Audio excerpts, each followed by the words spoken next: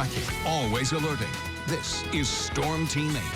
Well, good morning, West Michigan. It is a warm and humid start to the day today. We've got, again, some patchy, dense fog. In fact, a dense fog advisory is in effect right through 11 o'clock this morning.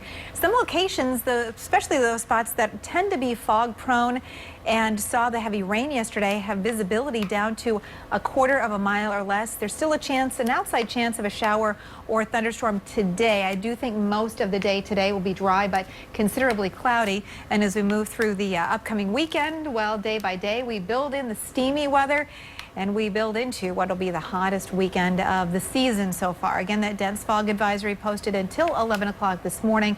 You can see visibility down to a quarter of a mile now, Battle Creek and Fremont and Leadington, 3/4 of a mile in Sturgis. So again, it's spotty in nature, but if you do happen to encounter an area where the fog is forming, it could be really slow going for a while. You can see downtown Grand Rapids, though, just a little bit of a murky start to the day today, not terribly widespread. And as we check out Storm Track Live Radar, of course, we had the heavy rain. Matt Kirkwood tracking that for you yesterday through the afternoon hours.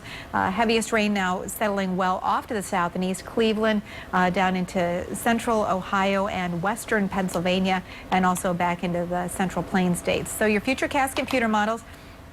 Again, a couple isolated showers are possible today. There's just so much moisture in the air mass. It just doesn't take a lot for those showers to bubble up. Overnight tonight into early tomorrow morning, some more fog may form, and then during the early part of the day tomorrow, check out the Futurecast computer models. Heavy showers and thunderstorms, especially southwest of South Haven and Benton Harbor. As we look at your 8-day forecast, the really hot weather finally builds in. You know, this has been a summer season where we really haven't had a lot of steamy weather to talk about. Well, all that's fixing to change here as we close out the week and head into the weekend. In fact, the hottest day of the season with a high near 90 degrees by Sunday. Okay, we know that's not everybody's cup of tea, right? So for those of you who love that almost fall feeling air mass, it's going to be returning pretty quickly. Meteorologist Matt Kirkwood has the latest on that part of the story.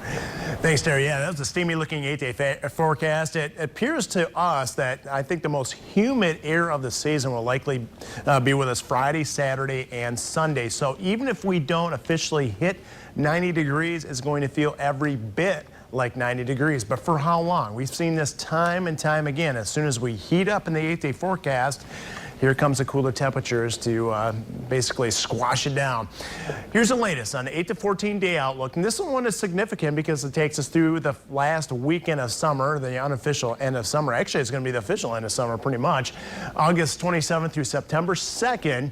Labor Day being the first, and below average temperatures throughout the north central plains. We'll just be on the eastern fringe of that. But look, our average high temperature by that time falls out of the 80s at 79 degrees. We won't see it again, at least averages back in the 80s and 70s until next spring.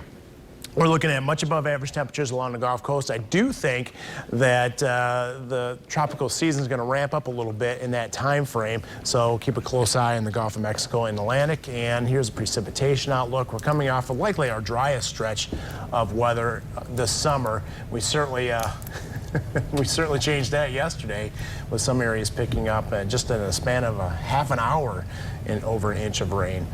And so it looks like kind of a wetter pattern. Maybe we won't have to use our sprinklers as much coming up.